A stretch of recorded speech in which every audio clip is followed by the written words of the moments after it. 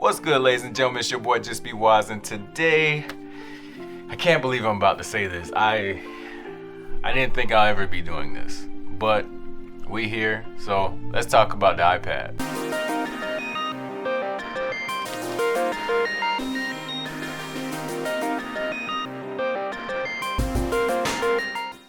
You guys are here for one reason, to be honest, to find out if the iPad is good enough for you to add to your workflow. You want to do mobile video editing or photo editing, whatever. You want to know, is this worth it for you? This, the budget, because we do the budget review. So let's go ahead and find out, is this a good budget tablet for you? That sounds lame as crap. Let's go ahead and hit over the specs real quick, because really the specs don't actually matter, but let's just touch on the specs a little bit. And I don't even have the specs memorized, so don't judge me. I'm gonna be reading the specs off of Apple's website.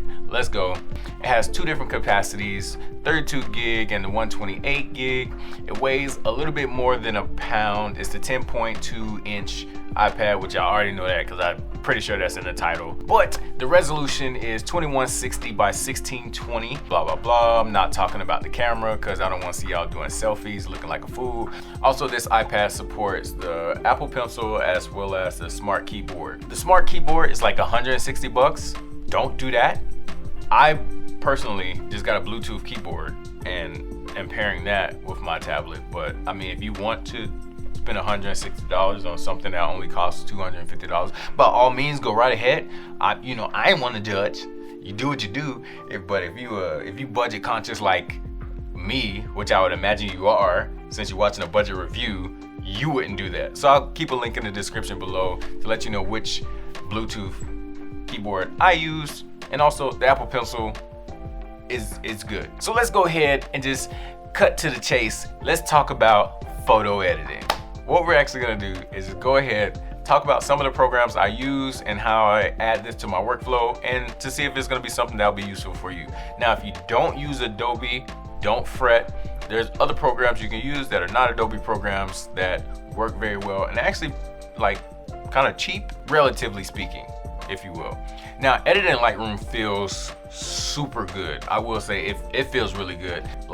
It feels really good to edit on a tablet. And mind you, I don't need to use this when I'm editing in Lightroom, but it just feels good to edit with the pen. It feels nice. However, this is not a multitasking beast when you come to photos and video editing. And why is someone cutting grass right now?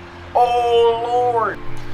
All right, so please forgive the audio quality because somebody's cutting grass out here, and I just gotta make this video. So I can't. If I don't make it now, it's not gonna get made. So all right, forgot what I was talking about. Turn that lawnmower off. What was I talking about? Okay, yeah, it's not the multitasking beast in regards to editing photos and videos and stuff like that. You may just want to close all of your other programs and only open your editing software. Lightroom runs great.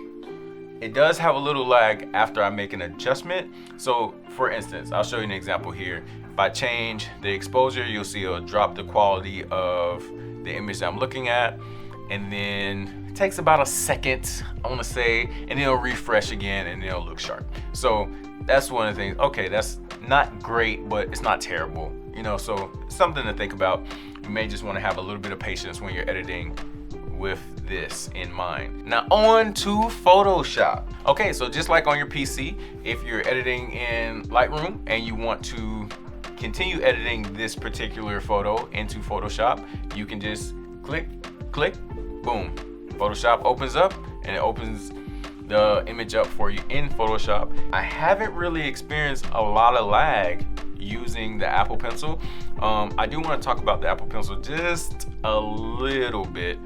I do think this is a great resource to use.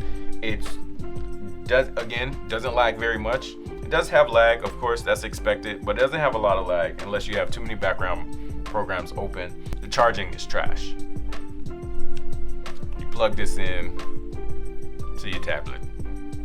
But they do, I guess, come with an accessory that you can plug in, so you can plug it into the wall. Now, editing video. I'm trying to talk about Premiere Rush without getting furious. So you can edit video on this tablet. I use Premiere Rush. I will advise against using Premiere Rush if you can. It's not the worst editing program out there for video, but it's not great at all. Especially coming from Premiere is great. Like, there's so much about Premiere that I love.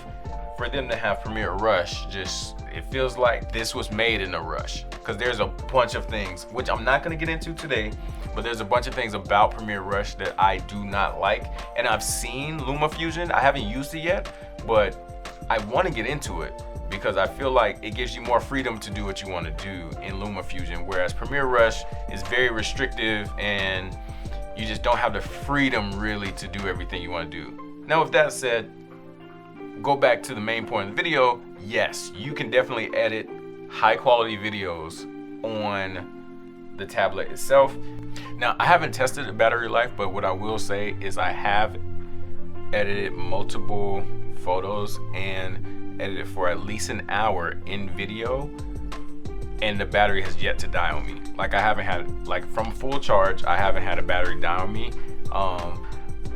I wish I had an actual number for you. I know it says, I believe it can keep a full charge for like 10 hours or something like that.